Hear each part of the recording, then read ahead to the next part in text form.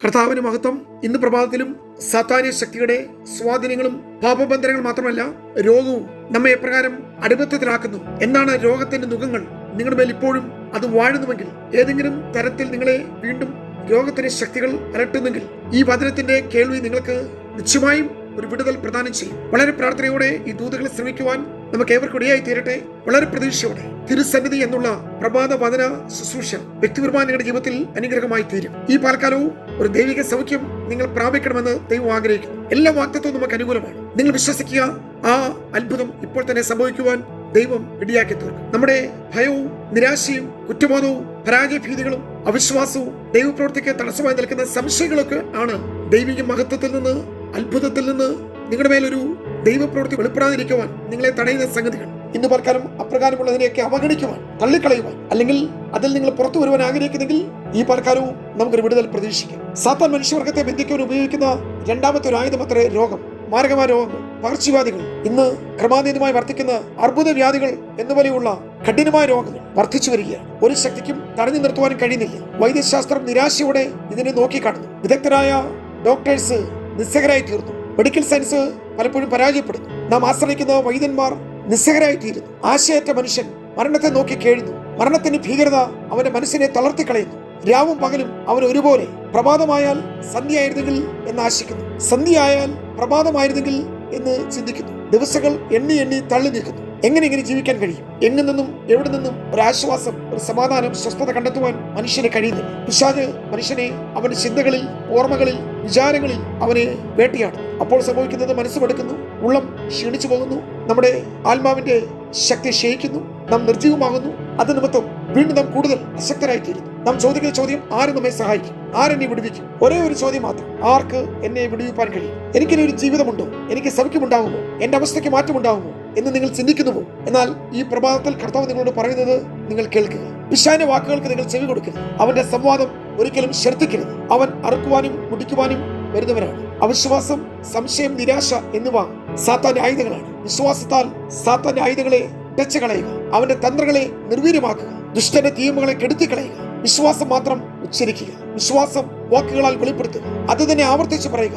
നിങ്ങൾ വിശ്വാസത്തിന്റെ പ്രവൃത്തി ചെയ്യുക. കർത്താവ് പറയുന്നു, ഞാൻ നിങ്ങളെ സൗഖ്യമാക്കുന്ന യഹോവയാണ്. അവൻ നിന്നെ അകൃത്യമൊക്കെയും മോചിക്കുന്നു, നിന്റെ സകല രോഗങ്ങളെയും സൗഖ്യമാക്കുന്നു. അവൻ നിന്റെ ജീവന്റെ നാശത്തിൽ നിന്ന് വീണ്ടെടുക്കുന്നു. സങ്കീർത്തനങ്ങൾ 103:3-4 വാക്യങ്ങൾ. പ്രിയമുള്ളവരെ, കർത്താവ് നിങ്ങളെ സൗഖ്യമാക്കുന്നു. അവൻ നിങ്ങളെ എഴുന്നേൽപ്പിക്കുന്നു, നിങ്ങളുടെ ആയുസ്സിനെ ദീർഘമാക്കുന്നു. അത് ചെയ്യുവാൻ കർത്താവിന് മാത്രമേ കഴിയൂ. ഇന്ന് നിങ്ങൾ വിശ്വസിച്ചാൽ ദൈവത്തിന് വചനം പറയുന്നു, നിങ്ങൾ ദൈവത്തിന്റെ മഹത്വം കാണും. യെശയ്യാപ്രവചനം 53:5 പറയുന്നു, അവന്റെ അടിപ്പിണരാൽ നമുക്ക് സൗഖ്യം വന്നിരിക്കുന്നു. അതുകൊണ്ട് ദുഃഖിക്കുന്നവരുടെ കൂടെ ദുഃഖിക്കുകയും വേദനിക്കുന്നവരെ കണ്ട് മനസ്സലിയുകയും കരയുന്നവരോട് കൂടെ കണ്ണുനീർ വാർക്കുകയും ചെയ്യുന്ന നമ്മുടെ കർത്താവ് യേശു മാത്രമാണ്. അവന് മാത്രമേ നിങ്ങളുടെ വേദനയുടെ ആഴം, നിങ്ങളുടെ ദുഃഖത്തിന്റെ തീവ്രത മനസ്സിലാക്കുവാൻ കഴിയൂ. ഇന്നലെ കർത്താവ് നമ്മളെ വിടുവിച്ചു, ഇന്ന് നമ്മെ വിടുവിക്കുന്നു, നാളെ നമ്മെ വിടുവിപ്പാൻ ദൈവശക്തനാണ്, സംശയം വേണ്ട. കർത്താവ് ഇതാ പ്രവർത്തിക്കുന്നു, അതിപ്പോൾ തന്നെ സംഭവിക്കുന്നു. യെശയ്യാപ്രവചനം വീണ്ടും പറയുന്നു, സാക്ഷാൽ അവൻ നമ്മുടെ രോഗങ്ങളെ വഹിച്ചു, അവൻ നമ്മുടെ വേദനകളെ ചുമന്നു. 53:4. സാത്താൻ പരാജിതനാണ്. അവന്റെ പ്രവർത്തികളെ കർത്താവ് നശിപ്പിച്ചു കളഞ്ഞു. അവൻ കെട്ടിയ കെട്ടുകളെ നമ്മുടെ കർത്താവ് തകർത്തു. നാം ഇപ്പോൾ സ്വതന്ത്രരാണ്. അതുകൊണ്ട് സ്വസ്ഥത നമ്മുടെ അവകാശമാണ്. അത് പ്രാണനിലും ആത്മാവിലും ശരീരത്തിൽ ഒരുപോലെ സൗഖ്യം നിങ്ങളുടെ അവകാശമാണ്. യേശുക്രിസ്തുവിന്റെ പരസ്യ പ്രവർത്തന കാലയളവിൽ എത്ര രോഗികളാണ് കർത്താവിന്റെ അടുക്കൽ വന്ന് സൗഖ്യം പ്രാപിച്ചത്? യേശുവിന്റെ അടുക്കൽ വന്നിട്ട് ആർക്കാണ് വിടുതൽ ലഭിക്കാതിരുന്നത്?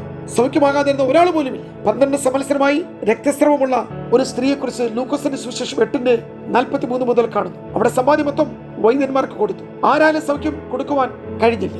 ആ സഹോദരിയുടെ സ്വത്തും സ്വസ്ഥതയും എല്ലാം പോയി. രൂപവും ആകൃതിയും പോയി, പ്രകൃതിയും രൂപവും പോയി, പ്രകൃതിയും ഭാവവും പോയി. ഒരു ജീവശവമായി അവൾ മാറി. ഈ മാരകരോഗം ഇവളെ ബാധിച്ചിട്ട് അത്രമാത്രം ഒരു ജീവശവം പോലെ അവൾ മാറിക്കഴിഞ്ഞു. ആശയും ആരോഗ്യവും ഇല്ലാതായി. നിരാശയുടെ നീർച്ചുഴിയിൽ ദിനവും അവൾ മുങ്ങി താണുകൊണ്ടിരിക്കുകയാണ്. മരണത്തെ മുന്നിൽ കണ്ടുകൊണ്ട് അവൾ അലമുറ ഇടുന്നു. ഒരുപക്ഷെ അവൾ തന്നിലേക്ക് തന്നെ നോക്കി ശാപവാക്കുകൾ ഉരുവിടുന്നുണ്ടാകാം. എല്ലാവരാലും കൈവിടപ്പെട്ടവൾ. വീട്ടുകാർ, നാട്ടുകാർ, വൈദ്യന്മാർ, വൈദ്യശാസ്ത്രം, അലോപ്പതി, ഹോമിയോപ്പതി, ആയുർവേദം, പ്രകൃതി ചികിത്സ, എല്ലാവിധമായ ആധുനിക മരുന്നുകളും, മോഡേൺ മെഡിസിൻ. ഒരുപക്ഷെ എന്റെ ഒരു ചിന്തയാണ്, ഇതെല്ലാം അവൾ പരീക്ഷിക്കപ്പെട്ടു കാണും. എല്ലാവരും കൈവിട്ടു. ആരുണ്ട് ഈ ബന്ധനം അഴിക്കുവാൻ? ആരുണ്ട് വിടുവിക്കുവാൻ? അപ്പോഴാണ് യേശു അതുവഴിയെ ഗ്രാമത്തിലേക്ക് നടന്നു വരുന്നത്. അവൾ അറിഞ്ഞു, എനിക്ക് യേശുവിന്റെ അടുക്കൽ പോകണം, യേശു എന്നെ സൗഖ്യമാക്കും. അവൾ അവിടെ സൗഖ്യത്തെക്കുറിച്ച് സംസാരിച്ചു. അവൾ എഴുന്നേറ്റു, മുൻപോട്ട് പോകാൻ ശ്രമിച്ചു. ഞാൻ തൊടും, ഞാൻ സൗഖ്യം പ്രാപിക്കും എന്ന് അവൾ നിശ്ചയിച്ചു. എന്നാൽ എക്കാലത്തും എല്ലാവർക്കും ഉണ്ടാകുന്ന ചില തടസ്സങ്ങൾ അവൾക്കുമുണ്ടായി.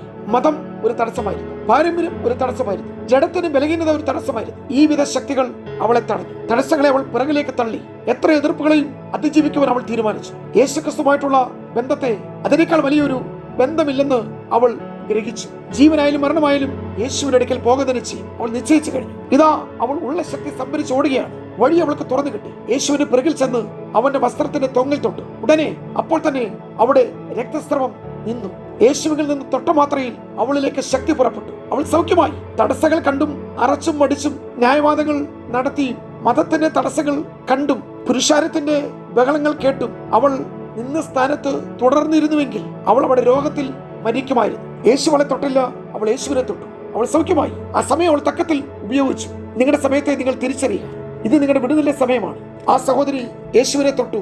അവിടെ സൗഖ്യം, രോഗശാന്തി അവൾ സ്വീകരിച്ചു. പ്രിയമുള്ളവരെ, നിങ്ങളുടെ വിടുതൽ ആരും തടസ്സമല്ല. പുരുഷാരം തടസ്സമല്ല, ശിഷ്യന്മാർ തടസ്സമല്ല, ഇവിടുത്തെ ആൾക്കൂട്ടമോ ഈ ആരവാരമോ ഒന്നും തടസ്സമല്ല. നിങ്ങളുടെ വിശ്വാസത്തിന്റെ പ്രവൃത്തിക്ക്, ആ ഏറ്റുപറച്ചിലിന്, വിശ്വാസ കരം നീട്ടുന്നതിന്, ഇപ്രകാരമുള്ള ഈ ജനത്തിന്റെ തിക്കും തിരക്കും ഒന്നും തടസ്സമല്ല. നിങ്ങൾക്ക് ഇപ്പോഴും പ്രാപിക്കാം. ശരീരത്തിൽ തൊട്ടവർക്ക് ഒന്നും സംഭവിച്ചില്ല. പക്ഷെ തൊങ്ങലിൽ തൊട്ട ഈ സഹോദരി അവൾ അവിടെ സൗഖ്യമായിട്ടാണ് മടങ്ങിപ്പോയത്. കാരണം അവൾ പാർക്കുന്ന വീടിന് മുന്നിൽ കൂടി അവളുടെ വിടുതൽ കടന്നുപോവുകയാണ്. ഇത് ലാസ്റ്റ് ചാൻസ് ആണ്. എല്ലാ ഡോക്ടർമാരും അവളുടെ ശരീരത്തിൽ തൊട്ടു, അവളെ പരിശോധിച്ചു. പക്ഷേ ഇതുവരെ അവൾ ഡോക്ടർ ജീസസിനെ കണ്ടുമുട്ടിയിരുന്നില്ല. കർത്താവാണ് ഇത് രോഗമല്ല, ഈ രോഗത്തിന് പിന്നിൽ ഒരു ബാധയുണ്ട്, അത് പിശാചിന്റെ ബന്ധനമാണെന്ന്, അതാണ് രോഗലക്ഷണമെന്നും യേശു അവിടെ വെളിപ്പെടുത്തും. വൈദ്യന്മാർ ചികിത്സിച്ചത് അവൾ പേർ പറയുന്ന അസുഖത്തിന് വേണ്ടിയാണ്. ഈ സ്ത്രീയെ കുറിച്ച് പറയുമ്പോൾ ഇവളുടെ രോഗത്തിന്റെ പേരിലാണ് അവളെ അറിയപ്പെടുന്നത്. അവൾക്ക് മാതാപിതാക്കൾ ഇട്ട നല്ല പേര് കാണും, രക്തസ്രവമുള്ള സ്ത്രീ. കാരണം ശരീരത്തിന് ജീവൻ വസിക്കുന്ന രക്തത്തിലാണ്. ജീവന്റെ ഉത്ഭവം എവിടെയാണോ അവിടെയാണ് പിശാച് തൊട്ടിരിക്കുന്നത്. പക്ഷേ നമ്മുടെ കർത്താവ് അന്ന് അവളെ സൗഖ്യമാക്കി. പ്രിയമുള്ളവരെ,